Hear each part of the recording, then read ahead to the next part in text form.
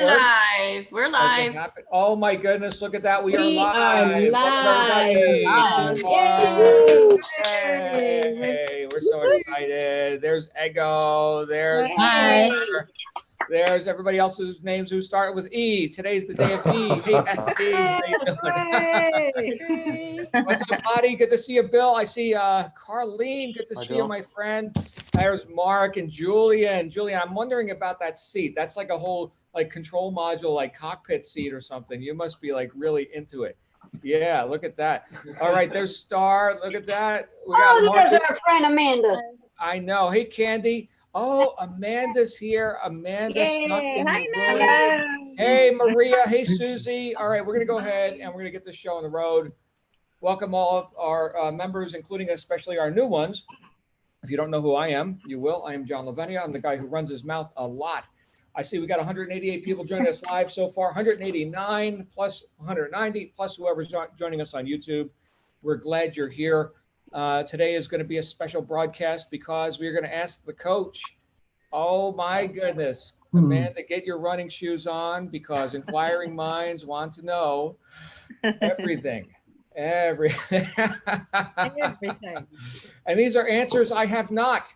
I'm the town philosopher. I am not the Amazon expert, but we do have an expert here amongst us today. For those of you who don't know Amanda Greaves, she has graced us with our presence twice before.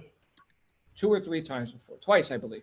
And it's always been an absolute delight. We have 1 hour to roll this out today. I've talked for 1 minute and 40 seconds of it. We're going to raise our hands. We're going to keep order today. I'm going to merely be the master of ceremonies, kind of controlling traffic. If you do have commentary, put it in the chat, and I'm going to shut up. Amanda, preamble from Amanda, please. How are you today, my friend? I'm good, thank you. How are you, John? Spectacular. Just a beautiful 108 degrees here in Phoenix, Arizona, just the way we like it. We saw a cloud the other day, which made the news. And actually, we're anticipating the rainy season, which is about 2 weeks out because we got multiple fires and they're big. So looking for rain. Coming a couple weeks away. All right. Yeah.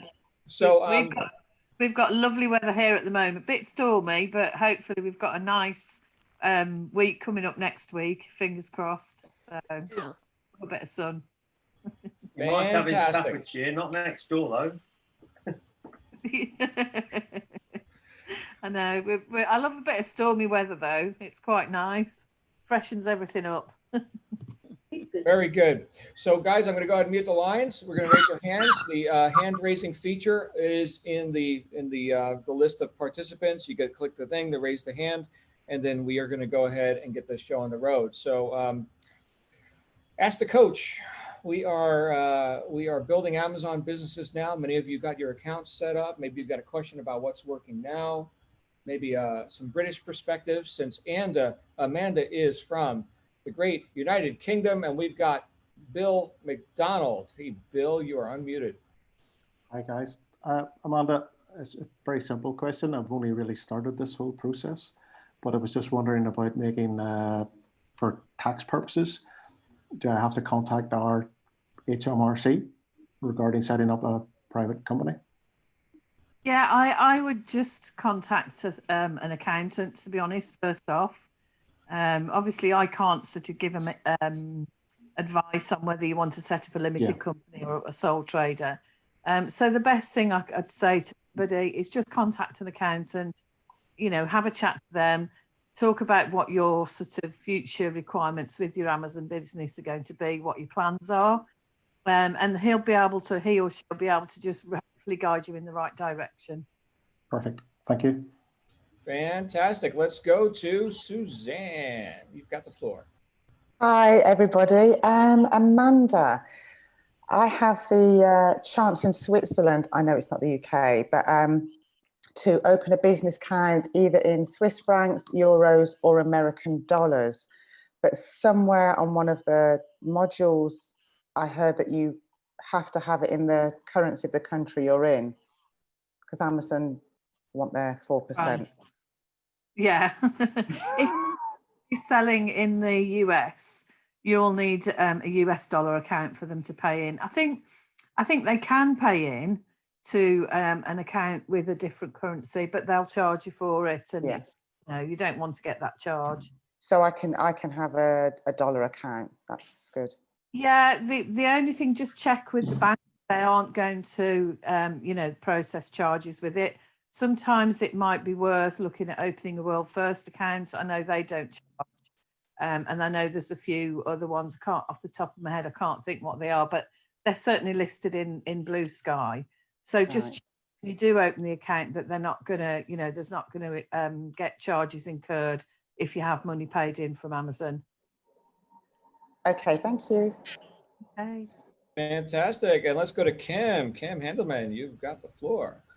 Hey, so I'm still looking for the product, and so I found a product that's really good, and my coach thought it was really good, and she's told me to go ahead and start looking into finding suppliers, and then I realized that my product is very seasonal, and the season is now, so by the time I get it, it's going to be August, and I don't know if I should keep moving forward. Okay, I would say in that case, maybe have a look for another product in the meantime. You've got that product ready and waiting for next time that it's in, you know, so you can 2-3 months in advance of that season, whenever it's going to be popular, you know, you can put your order in then. You could probably go, depending on where you source it from, you know, if it's overseas, you could go for sea shipping, which would be cheaper.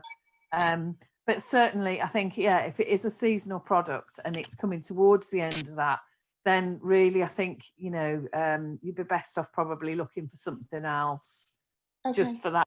Even if it's, you know, if you've got maybe 4 seasonal products to tide you over for the, you know, the times when they're biggest sellers, but, you know, yeah, I think just to sort of almost play it on the safe side, I would possibly look at something else.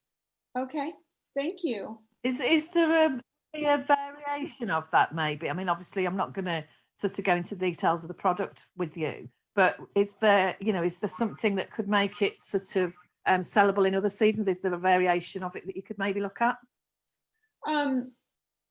Maybe. You just gave me a good idea.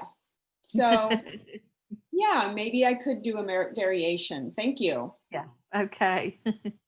Fantastic. Great ideas. Let's go to Ego. Ego's got the floor. Hi. Welcome, Ego. Hi, John. Hi, Amanda. Hi. So quick question with regards to sourcing suppliers or scouting for suppliers. I've had my call with my coach, and 2 of my 3 he thought were really good ideas. With the situation with, you know, I know we're slowly coming out of lockdown. What are your thoughts on suppliers outside of, say the UK? If I wanted to go to Asia, do you think the situation would slow things down, or do I, for my first product, just focus on finding suppliers in the UK until things settle? Yeah, I think just now at the moment, it's probably best to focus in the UK. You could sort of, you know, put out a few feelers for suppliers overseas, and maybe about that for subsequent orders when things have settled. But in order to get something to market reasonably quickly, you know, it's probably a good idea to just at this top point in time, just stay with, you know, a UK or a US supplier, whichever one, you know, your country you're selling in. Okay, thank you. Although you know, with China, things are easing up a bit in terms of manufacture and very, very slightly in terms of shipping. It's still going to take a while to get back to normal, and we're experiencing that now, aren't we? So yeah, just say stay with UK or US at this point if you can. Okay, thank you. Cheers. Fantastic. Thank you. Let's go to Nicola Black. Hey, Nicola. Hello. There Hi, she is. Amanda. Hi. Kind of ties in quite nicely, but probably just a bit more generic. So I'm just starting to contact suppliers to get quotes, and it's quite daunting when you get a lot of information back, and obviously listen to the videos on what to look out for. So I just wanted your kind of top tips on what to look for in kind of working with your first supplier. Yeah. I think various different things really. I always, whenever I'm sourcing a new product, I always try and get as many initially as possible, and send out sort of, I tend to keep it fairly simple initially. So, you know, just basic questions and see what response I get back from that. That will give you a first indication really as to whether, you know, you want to work with that supplier. So it's how quickly they come back to you. Whether they answer all your questions, that's another thing, because, you know, if you send out an email and they only answer one or two of your questions, you sort of think, well, they're not really, don't seem to be that keen. And you know, whether you feel you've got a little bit of a rapport with people, I've found that as well. You know, my supplier, I've got a fantastic rapport with and work really well together. So, you know, things like that. And also whether they're flexible on MOQ, minimum order quantity, and the price of the unit as well. You do want some flexibility. Generally, they will negotiate with you, but if they're very sort of, you know, rigid and they're not going to negotiate, then that, again, that's not really a good sign. You want somebody that's going to work with you, not sort of against you. So those are the sort of things really. And I think, and I know a lot of people have found this, and I certainly have, you tend to get a bit of a feel for whether you can work with somebody or not. Okay, yeah, thank you. Okay. Fantastic. Thank you so much. Let's go over to Natalie Lenton. Hey, Natalie, you there? Hi, Amanda. Hi. What's best selling at the moment on Amazon in the UK and in the USA, in your opinion? No idea. I mean, I suppose best selling in terms of today is probably hand sanitizer, toilet roll, that sort of thing. I wouldn't ever sort of suggest to anybody to go for bestseller items, because straight away, if they're a bestseller, there's going to be huge competition. So particularly now, I know there was a lot of people who are thinking, oh, well, you know, let's go and see if we can source some hand sanitizer or source some toilet roll. And Amazon are really, really cutting back on new people selling those sort of items anyway. So, you know, in terms of that, I mean, when I found my product, I actually did look through the bestsellers, but then I went straight through to page 20. And so, you know, I wasn't looking at the top sellers. So, yeah, I think advice on that is don't go for a bestseller. You'll just be too, you know, it'll just be too competitive. And you'll spend all your money on promotion and advertising and not make any profit. Okay, thank you. Good tip. Thank you so much. Let's go to Darren A. Hey, Darren. Hi, Amanda. Hi, everyone. Hi.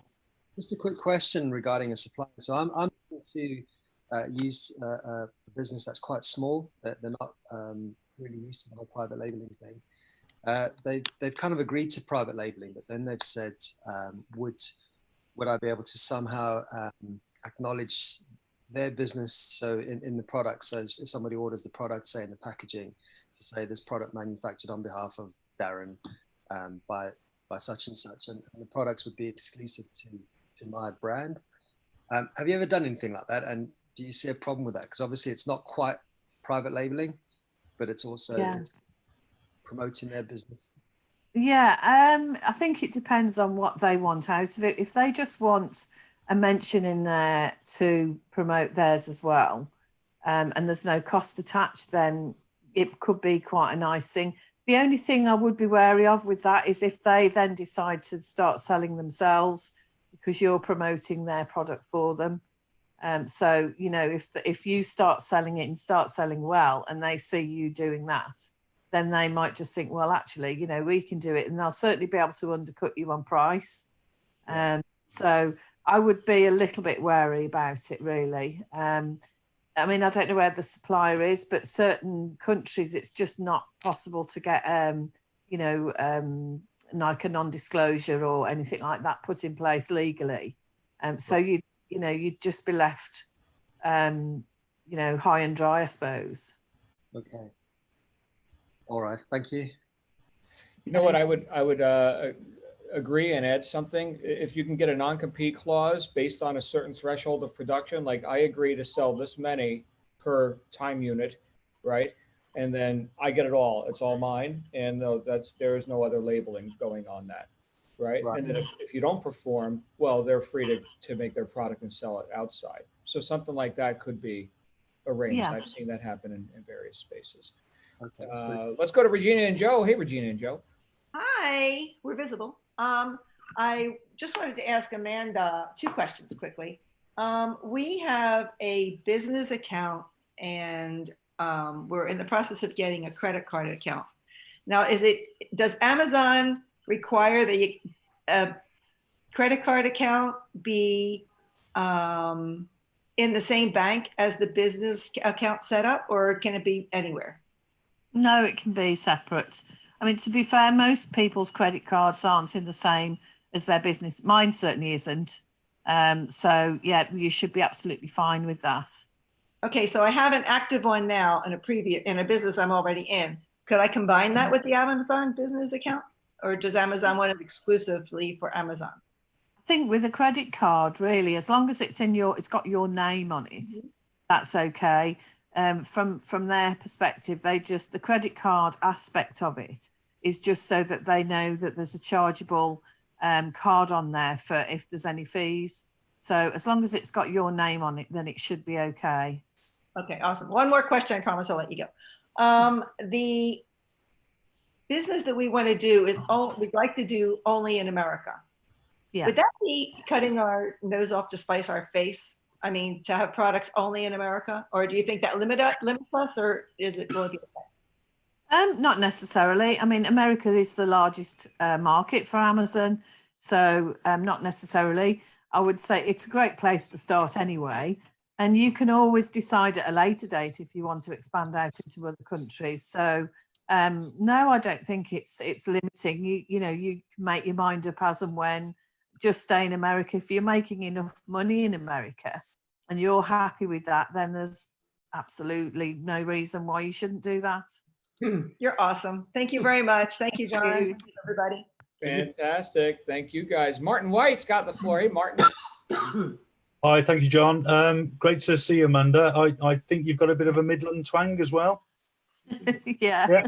Sorry, that's coming through. So I'm from Sheldon originally, in Birmingham near the airport, if you know that. Sorry, very quickly. I appreciate time's a premium, but there was a presentation by Cynthia Stein reference setting up your account verification with Amazon, and she was pretty much saying they're very strict and very tight on their guidelines and their sort of red tape, and if you get that wrong, you'll never be able to sell on Amazon. So have you had any issues with that at all? Is there guidance for that? They are very strict on it. There seems to be a little bit of a change going on at the moment with account opening procedures within Amazon, and I've gone through the process a couple of times recently with people, and they're actually getting a phone call. So it's sort of, and I think that helps, because sometimes, you know, if you do upload the wrong document or don't upload it in the right way, yes, it can cause problems. However, if you can get to speak to somebody, you can sometimes sort that out. And I think that's what the problem has been a lot of the time.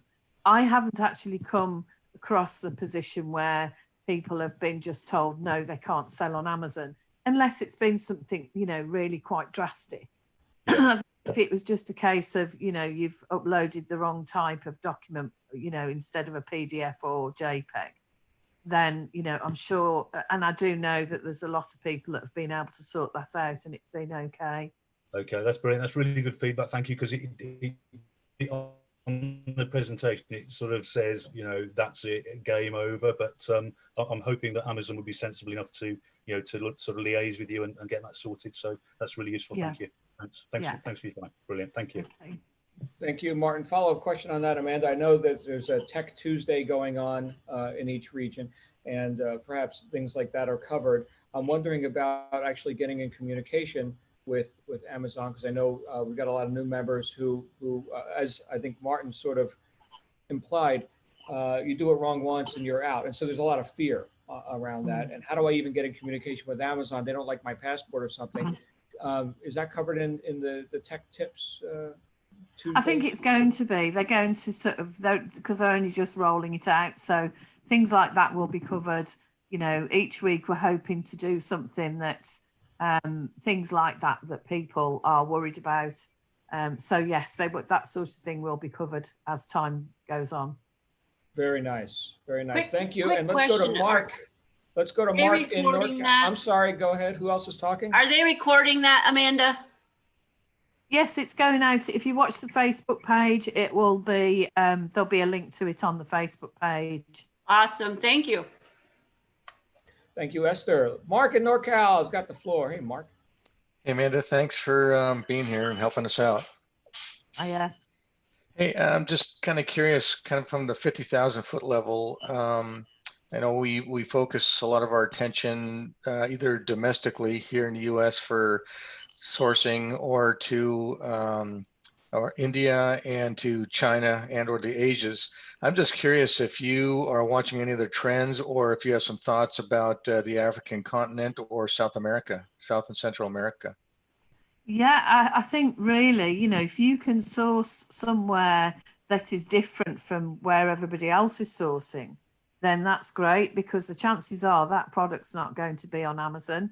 You know, there's going to be, hopefully it'll be more of a niche product immediately. I know when I've been to trade fairs, I've only managed to get to the ones over in the UK. But they've always had people from Africa, and there was some wonderful products in there. There's obviously different cultures, and so you've got different designs and things like that. So yes, I think, you know, anything that you can find that's slightly unusual and different to other things, then, you know, that's great. Absolutely. All right. Thank you, Amanda. Thank you, Mark. Let's go to Adrian. Where's Adrian?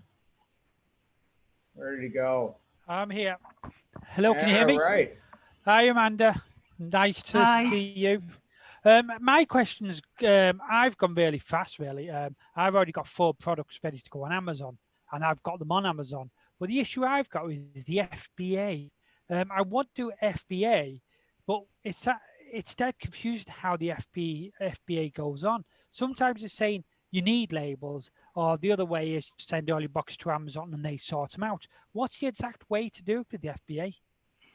You can, excuse me, you can get Amazon to do your labeling for you, but it probably works out better if you can get them done yourself. Because I think Amazon charge, I don't know the fee off the top of my head, but depending on what your supplier and stuff, generally they will add the labels on for no extra charge. So, you know, it's probably more cost effective to get your supplier to put the FBA labels on rather than getting Amazon to do them. Well, me suppliers said they'll put the labels on them. They don't mind putting the labels on. But how do you get around Amazon to send the labels to my supplier for them to put them on the box and then send them back? It's super easy. All you do when you've got your listing up, if you on the right side next to, you know, where the edit button comes up on the right hand side, there's a little arrow next to the edit button. If you click on that, a menu comes up, and one of them is print item labels. All you do is go onto that, put how many units you've got of your stock, and it downloads a PDF which you can then just forward onto your supplier. Can you just say that again, please, Amanda? I'm in the Amazon Sun account on another screen. You said go to where? Okay, so are you on your inventory page? Yeah. Inventory, yes. Manage inventory. So next to where your listings are, there's an edit button on the right hand side. Right to the end, yes. Yeah, and then next to the edit button, there's a little arrow pointing downwards. Yeah. I've done that. Our print item labels, there they are. So all I need to do is get them to print them labels, and they'll send them to me, and I send them to my supplier. Amanda? We lost her. Oh, where is Amanda? She's muted. There she is. Sorry about that, Amanda. I don't know. Yeah, I can see it there. It says print labels. So you need to just press share on that. screen. Adrian, did you want to share screen or no? Yeah, I can share the screen. All right, Maybe you stand by. share. Screen share enabled.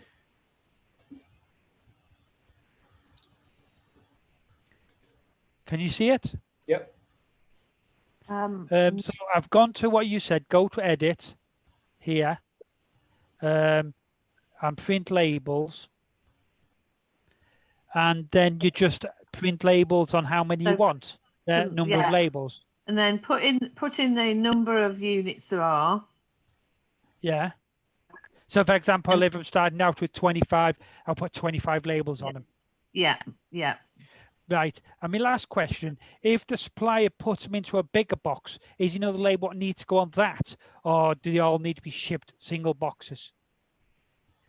So if when you come to sending them in, you've got to do what's called a shipping plan. So you do your shipping plan for each of your products or for all of them together. When you've done that, at the end of that process, you can then download the box labels, the same sort of thing. It just downloads a PDF that you can forward on.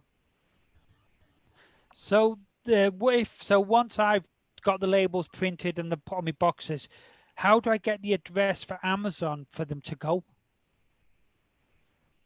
Because each Amazon... My signal's gone terrible. I'm so sorry. I missed that. No worries. So once I've got all the boxes packed and all that, and I want to send them to Amazon, how do I get the address for me to send them to into Amazon? This is where, so when you do your shipping plan, that's where Amazon will then tell you where the boxes have got to be sent. Right. Okay. Thank you very much. You've done a lot. You've helped me a lot. Thank you.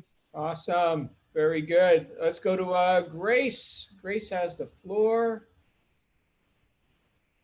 Hello, everyone. There she is. Can you hear me? Yes. Okay. This is Grace. I'm from London, and it's my first time talking. I've been joining you for a long time, but very shy to speak. But Amanda has brought me up today, so I need to ask a question. Hi, Amanda. Hi. I've got a business account already, but because I'm self-employed, and I want to see if it's whether I have to open a new bank account because of trading on Amazon. Or can I continue with my existing business account? Is the business account, is it going to be in the same name as your Amazon account? Yes. Yeah, it's going to be in the same name. Yeah, as long as the name is the same, then that should be fine. It's only when there's going to be a difference in names that you'd have a problem. Okay. My second question is this. I've got a company as well set up, to go with my self-employment. And I'm thinking of still using the same company, but ask Companies House to change the objects of the company for me. Is that okay? Or do I have to open a new, brand new company? No, you should be fine. I actually did that myself when I started. I'd got an existing limited company, and I just changed it to my new one that was relatable to my Amazon account. So you should be fine doing that. Okay, thank you very much. Thanks, Amanda. Fantastic. Thank you. Bye, everyone. Thanks, John. James has the floor. Hi. Hello, everyone. Amanda, I've got two questions for you. One is from an earlier person talking about a seasonal item. What are your thoughts of looking to source a seasonal item for the upcoming holiday Christmas season and do like a one-time order? Do you think that's a good idea? And then the second question I have is, what are your thoughts about sourcing? I live in the US. What about sourcing from the US and or Canada to ship? Is there some type of formula to use? Because things I know will be a little bit more expensive, but the offset I see is that the quicker turnaround time and a much lesser cost in shipping.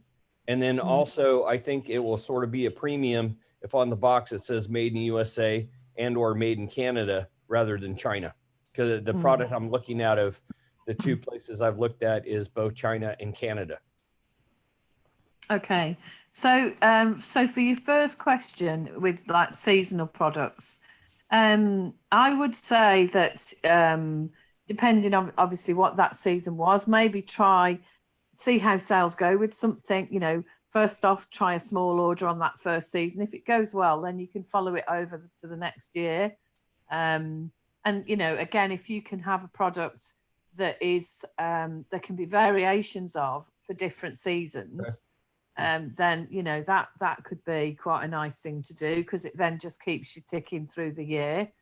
And then the other thing you were saying about with sourcing in the USA, totally agree. I think it's great if you can source in the USA.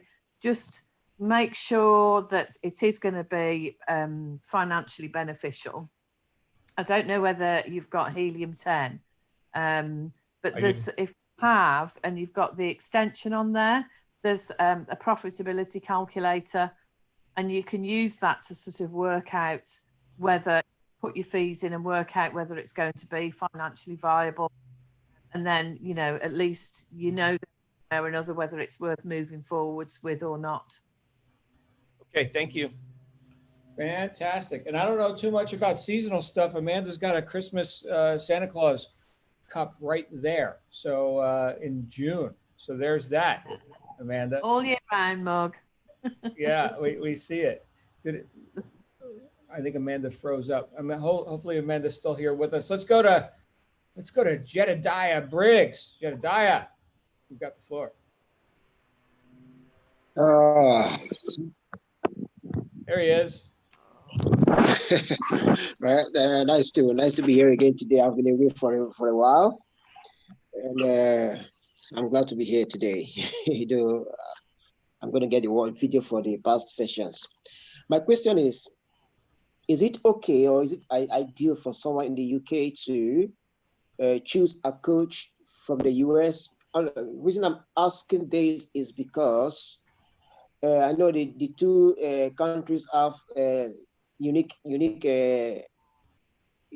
trade environments, you know. So I'm trying to know if it's okay because it appears one can really find someone from the UK among the coaches available online. So I'm a little bit skeptical, you know, about choosing a coach from the US or elsewhere. Yeah. Can you hear me okay? Pardon? Can you hear me okay? Yeah. Yeah. I think, you know, all the coaches have got knowledge of how Amazon works, whether it be in the UK, in the US, or, you know, whichever country. So really, you know, it doesn't matter which coach you go with. There are a few more of us coaches in the UK now. I know Teddy Smith is a new UK coach, and he's fantastic. So, you know, if he's got availability, then great. But I wouldn't overly worry about it. All of the coaches are amazing, and they'll all be able to help you, whichever country you decide to sell in. Okay. Then secondly, I don't know how the Amazon stuff operates. I know there's Amazon US, Amazon UK, Europe, and so on and so forth. What if someone wants to want to launch into Amazon Africa? Is anything like, is it possible? What's the procedure like? What's like if you want to like explore the market in Africa? I haven't got a huge knowledge of other countries, and I know that there's certain countries that are up and coming. India is one that is going to be, you know, there's being a lot of money poured into that at the moment as far as Amazon's concerned. My sort of concerns with other countries like that, you know, that aren't particularly big, is that your sales levels may not be as high. So my advice if you're looking to sell any product in whichever country you're thinking of, just have a look at that Amazon platform in that country and see, you know, work the figures through as you would in any country. If there's the demand for it and low competition, then yeah, there's no reason why you can't. But just, you know, you still got to go through all that process of making sure that your product is going to sell. So yeah. And obviously in different countries, there's going to be different trends, you know, as versus UK and America, even although we're quite similar in a lot of ways, there's things that sell better over here in the UK than they do in the US as opposed to Australia or Japan or India. So, you know, if you can find something that sells well in a particular country, you could, you know, do very well in that sense. Thank you very much. That's nice. Yeah. Thank you. Very good. Let's go to Star Hart. Star's got the floor. Hey, hello. Hello, everybody. Hi, Amanda. Hi. Trade shows. So obviously travel is quite restricted now.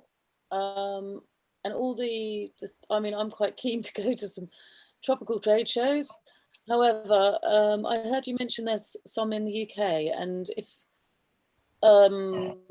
there's more information on that sort of thing, I had a look at the online Canton Fair and found it quite intimidating, having not experienced anything. There's book a meeting with a supplier, and I'm like, oh my goodness, there's no browsing. There's no browsing there. But yeah, I mean, just when have you heard anything about trade shows coming back online internationally, and are there any in the UK worth going? I've not heard of anything coming back as yet. I think everybody's sort of hanging fire just to wait and see when it's going to be safe to do so. The one that I've been to is the NEC in Birmingham. I've been to that 3 times, and they do a spring and an autumn fair there, and they're really good. You know, they're not as comprehensive as maybe the Canton Fair or the Delhi Fair or, you know, some of the bigger ones, but they're certainly worth going to.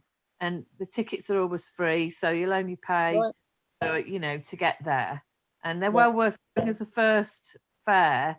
They're well worth going to.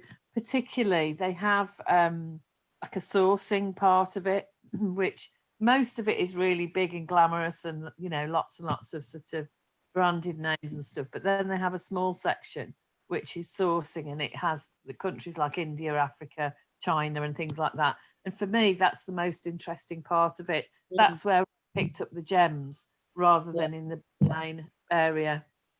Okay, So that's good. Good, thank you. Yeah. Fantastic. Great Thank day you. out. Make sure you get there early. Yeah. Avoid the queues. That's If it. you go Can't on be the on last day, time. you get lots of freebies as well. Oh, really? Go early on the last day. Wonderful. Yes, yeah. Thank you. Very good. Let's go to Ingrid. Ingrid Matheson's got the floor. Hi there. Hi. I have a question. I'm from Canada, and I'm wondering, I'm going to be opening my Canadian Amazon account today, actually, but I'm wondering, I also have a German passport. Is it easier for me to open up in, I guess it would be Ireland or Germany because of the EU passport? Would that be more simple, or does it not matter at all? It shouldn't matter as long as you're what Amazon want to do is marry up everything on Amazon. So like I'm from the UK, I've got a UK passport, so you know, my UK details, and I don't, you know, I've got an Amazon US account. I didn't need an Amazon US passport. It's more a case of everything marries up, you know, that the right name is on there and things like that, and that your utility bills have got the right name and address on and that sort of thing. So that's really what's more important than ever. You can, I mean, with your passport, if it's, did you say it was a German passport? Yeah, I also have a German bank account. Run, jump, German play, account. run, jump, play. You're distracted. Run, jump, play. Sorry about that, guys. I'll get this handled. Go ahead. Yeah, I think just just check to make sure that everything is sort of all lined up and you know, everything, the addresses are right, the names are right, and all that sort of thing, really. Okay, super. Thanks a lot. Awesome. Thank you so much. Let's go to Nida. Where's my friend Nida? How's she doing? Hello. Sorry, guys, I don't have a picture on my phone. I mean, in my computer right now. But my question is, I've been trying going back and forth with Amazon because I opened my seller account and I still have not received the postcard verification. They keep sending me, telling me to go to the address verification page. And I keep explaining to them that I've looked everywhere in my personal account. I've looked everywhere in the business account set up in Seller Central, and there's nowhere in any one of them that I can find an address verification page. I do have an address area in my personal, but not in the business. And even then, when I go there, it does not show up the information that they're asking me to look for. And it's kind of frustrating because they keep telling me the same thing over and over. And I keep telling them, this is not showing up. And I've been at it for weeks now, going back and forth emails. I can't seem to find any phone number for them directly. I've called their customer service number, but they say it's referring to the business side. So they cannot help me. And I'm like, I'm frustrated at this point because I don't know what else to do. Yeah.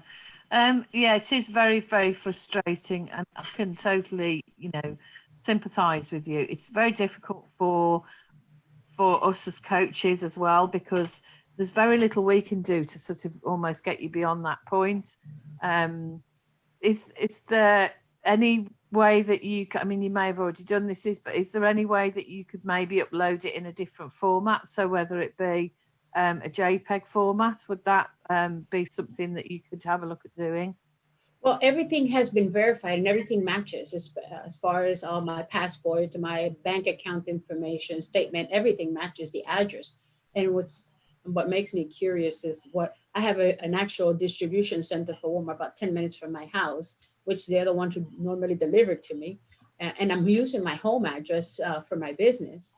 But they still insist that they have to mail me a postcard and that I have to go into that address verification page to request a new postcard because I guess the original didn't come through. And I just can't find it anywhere, not even on my personal or business. It's nowhere to be found in any of my portals. So I don't know what to do. No, and I've explained this in their email, but they don't seem to understand what I'm saying.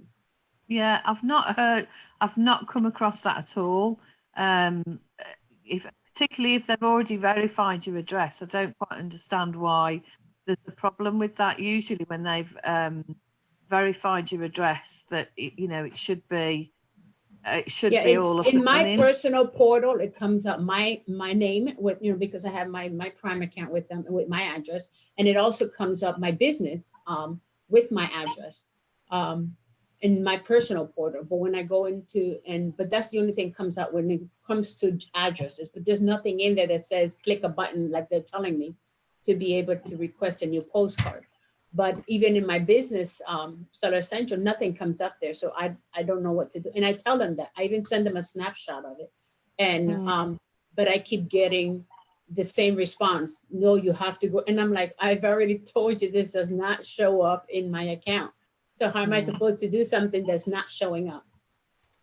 Yeah, I think really without sort of knowing it a little bit more in depth, it might be worth talking to your coach house or maybe just tuning into the Tech Tuesday and seeing if there's, somebody that could guide you in the right direction on that. I don't want to sort of be giving you misinformation really on it. And again, without sort of going into it a little bit more in depth, which obviously we couldn't really do today. It's very difficult for me to sort of comment and guide you in the right direction. Okay. Right. Yeah, So, I guess I'll Amanda, continue. Earlier, I was asking about if there was a way to get, contact details of people, on Tech Tuesdays, like actually getting communication with Amazon. That seems to be a recurring theme here. as Nida just indicated. Let's go to Denise Hunter. We do have 15 minutes left exactly, and so we'll go rapid fire here. Denise, you've got the floor. Hi, Amanda. Hi, everyone. I Hi. just had a question about Helium-10 and the other tools. I heard that they're not as reliable at the moment because of lockdown, and I just wondered if you use your instincts more and your own judgment at the moment because of that. Yeah, I think a little bit of both. You can actually, when you use X-ray, you can, if you click on the sales graph, you can actually get the sales from all time on a product. So, you know, if there is a particular spike with a product at the moment due to lockdown, or, you know, the other way, if it's a drop due to lockdown, you can generally see, as long as that product has been selling before the period of lockdown, you'll be able to see what the figures were before that and hopefully get more of a rounded view. Obviously, things are a little bit odd at the moment. They're all a bit over the place. So I think it's partly that, and partly, as you've said, just a bit of intuition as well. You know, and we all know that everybody's buying, you know, certain things during lockdown. But we also know things like barbecues and stuff like that, as people come out of lockdown, things like that are going to start increasing. So yeah, like you say, just a little bit of intuition as well. Okay, thank you. Thank you, Denise. Let's go to Kim Brown. Hi, can you hear me? We can. Yeah. Hi, Amanda. Thanks for being here with us. I just have two questions. The first question is, it's in reference to a logo and company name. So if I have a company name and a logo already created, that I want to make sure that that's something that I want to get trademarked. I guess I'm wondering if you would agree with that, number one. And then number two, I guess my thought process in doing that is then I want to have branding underneath that company name and logo. And I want to take that logo and use that for my branding, but just kind of shift it up a little bit. Does that make sense?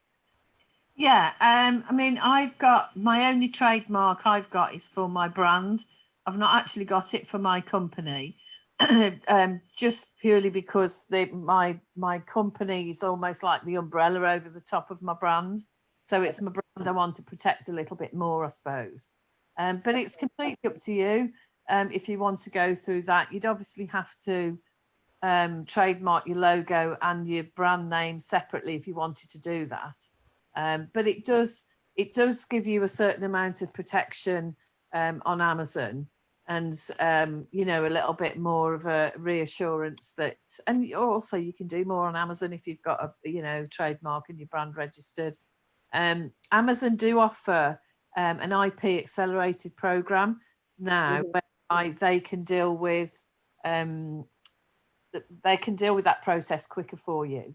And you can get brand registry on Amazon a lot quicker, because people are having this problem where, you know, when they come to upload products and things like that without a brand. So that's definitely worth having a look into. And it's a lot cheaper than hiring an attorney, because they've got their own in-house attorneys that are dealing with it. It's also a lot more simple than doing it yourself. So yeah, I think it's worth doing personally. I don't think it's essential initially, but if you want to do it, then, you know, go for it and do it. Okay, thank you. And then one more question.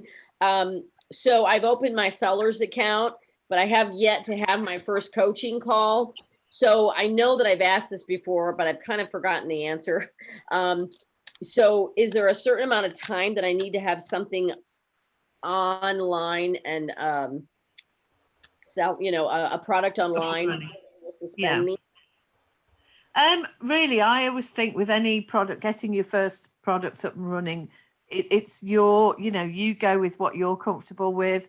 So, you know, I would say now is a good time to book in your first coaching call.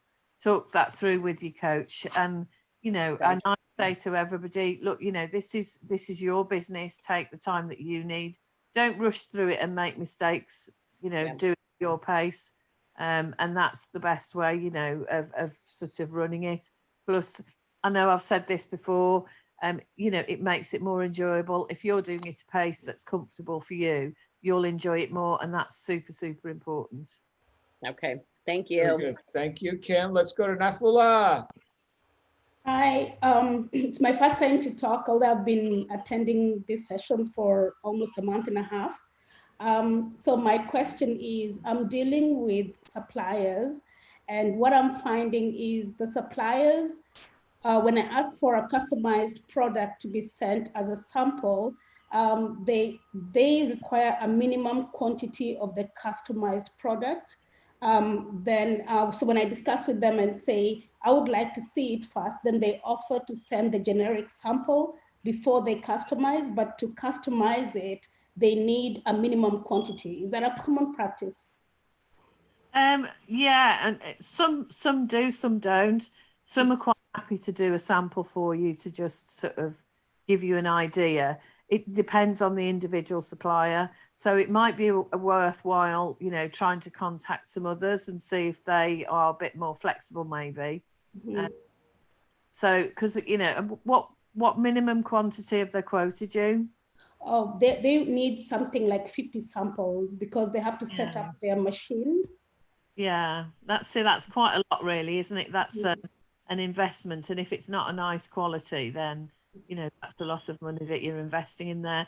Yeah, my advice would be to try and contact some different suppliers and see if they're a little bit more flexible for you.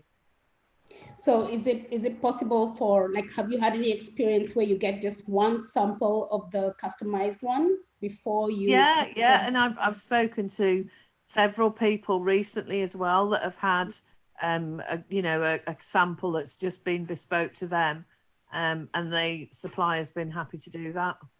To sample and customize it. Yeah. Okay, thank you. Fantastic. Thank you. Nafula, good to see you. Let's go to Obi. Where's Obi? Obi, are you there, buddy? Thank you There he so much. is. Hi, Amanda. Hi. Yeah. I'm in Kent. I'm in Kent here in Ashford, and the sun is shining and everything is all right. But I wanted to ask you a couple of questions, just one or two. It's about the product. I just want you to tell me the best product for this period, the pandemic era, and the era after the pandemic. Just give me one hot product that I can really go and just fly away, enjoying the Eagles. If I knew that, if I knew that, then I'd be away with the Eagles. Tell me. An actual question. Obi, was that it? Yeah, I'm asking. Give me the hottest product that you think. Maybe I might put across to you. Maybe I think the world is going to change after the pandemic, and most people they're going to be doing maybe more of home-based projects, home-based working life. Some people they're going to work so much on their health and or whatever. But you have been there. You've seen the game, Amanda. You know what's going on. You know what's going on. You know. So tell me, just give me one product, an example, one that can kill it. Well, I can't do that, but what I would say is that there's going to be certain categories that are good categories to be in. And two, I suppose at the moment, gardens is a great category because a lot of people have been focusing on gardens. So, you know, decor, you've got various different niches within gardening, decor and all that sort of thing. And home decor, you know, you've just said yourself, people are focusing more at home. So home decor is a good one to be in. You know, it's very difficult for us as coaches to sort of say, you know, here's a product, go off and run with it. The whole idea with this is for you to find something that's sort of personal to you. And so, you know, if you can, somebody's just put in there COVID vaccine, if you can get that, then that'll be it. You won't need to do anything else. So yeah. I would just say, you know, just look in the categories that you view are going to be great moving forward. So, you know, to do with looking at home improvement, maybe that sort of thing. And then, you know, there's this new Amazon Blue Sky 2020 product assessment sheet. It's amazing, and it'll help you discover whether that product is good to move forward with. So I hope that. You answered it quite well, because I had my first coaching on last Friday, and I had about five products to present to my coach, and then out of the 5, all of them they went through, but some of them, because of the reviews, the amount of the reviews, so they just fell off.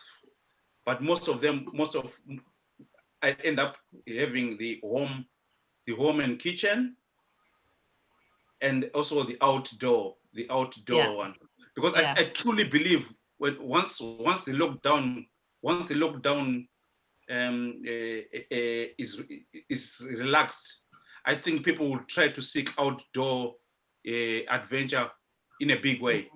Like what you said, Amanda, is that I've got to look at the category side more than the product side. And find something within that category that's a little bit less, you know, competitive.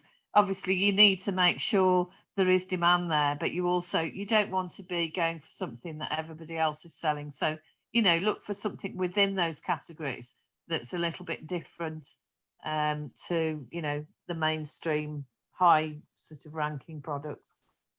Thank you, Amanda. Let me give one of the members a chance as well. Thank you, John. Thank you, Obi. Thank you for your question. We're going to go to Tony Carroll, and then we may have time for one more. Tony, you've got the floor, sir. Thank you. Is that coming through, John? Yeah. Where's your sunglasses? Yeah. Sunglasses. I've got the blind down today, so the mirrors, so the windows completely shut off. I'd just like to ask Amanda if she would please. I'm starting my Amazon business as a limited company, which is taking a while, given the UK problems with banks, etc., with getting things registered. Do you recommend to set it up as a personal Amazon account first and then convert over to being a business account?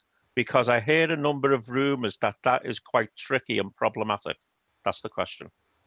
Yeah, you can do that. And I know that there's some people, I think there was some sort of worry at one point that Amazon would be restricting the number of people that are registering as FBA sellers. I've not heard that myself personally.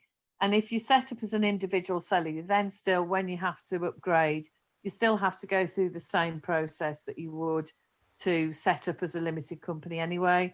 So, you know, you can do that. There's no problem with it. It's just that you will end up going through the same process when, you know, when you get to the point when your limited company is ready. Have you sort of got any timescales, any ideas of how long it's going to take? I know that sometimes is how long is a piece of string. Well, setting up a limited company, you can buy an off-the-shelf company, and it will take about 2 to 3 weeks. Yeah. Yeah, I mean, you personally, have you had any, you know, have you gone through that process, and have you got any ideas, or have they given you any ideas of timescales for you? No, they haven't, and that's my only concern. I believe some people say it takes between 2 and 3 months to convert from a private account to a limited company account, because you'll have 2 accounts at the same time on Amazon. Yeah, I think generally, you know, I think it'd probably be easier if you can just go straight in as your limited company, really, because it just keeps it nice and simple then. I mean, I've not heard of it taking up to that amount of time to transfer over from an individual to a business. But I think, you know, if it means you're waiting an extra week for your company details to come through, then I think it's worth waiting that little bit extra time, and then you set up straight away. It's just apparently they block your trading during that transition period. Right. Yeah, then that's another reason why to set up straight as a limited company, isn't it, really? Yeah. So, yeah. Okay, thank you. Thank you. And you know what? I want to thank everybody for your contributions today, and especially Amanda for hers. Amanda, let's hear it for Amanda. Let's put it in the chat. share the love here with Amanda. We are at the top of the hour, so we're going to go ahead and wrap up. Amanda, thank you for being so generous with your Thank time you. here today with this. Thank you. It's a pleasure. Thank you. I think a lot of the questions were around more of like the technical or logistical side. And so of course we have Tech Tuesdays that happen now in your local region. There was a chat or a link put in the chat, so be sure to tune in for that. We'll have Amanda back out here in a month or so. In the meantime, Amanda, always a pleasure to see you, my friend. Thanks for all you do here in the Likewise. community. We'll see you guys tomorrow. You have a great day. Bye for now. You too. Thank you, Bye-bye. John. Thank you, John. Thank you, man.